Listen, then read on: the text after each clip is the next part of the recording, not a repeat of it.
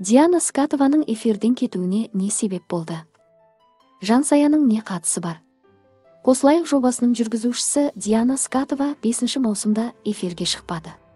Оның орнына Альмира мен Бауыржан Бутябай жүргізуші екенін білесіздер.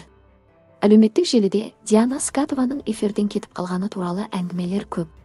Бірақ олардың көпшілігі Диананың эфирден кетуін 4 маусымда біраз дау тудырған редакторлар мен қатысушылар арасындағы даумен байланыстырады. Бірнеше ай бұрын Ақтөре, Хамрақұл және тағы басқа қатысушылар редакторлармен келіспеушілік орын алып, Сұлтан Бент пен Диана Скатова қатысушылар жағында болып, кейбір редакторлар оларды шығарып тастауға тырысқаны көпшілікке белгілі. Эфир барысында қатысушы Жансая Диана ханымға мал деп айтты.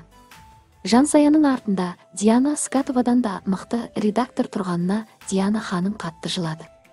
Және ол тікелей эфирден кетуге мәжбүр болды.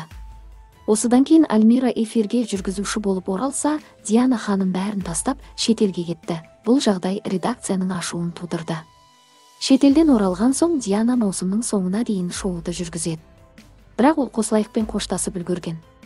Жақында Скатова ханым әлеуметтік желіде өткен маусымнан кеткені туралы жазды. Яғни, редактормен келіспеушілік салдарынан жобадан шығып кеткен. Басқаша айтқанда, ол жобадан бас тартуға мәжбүр болды.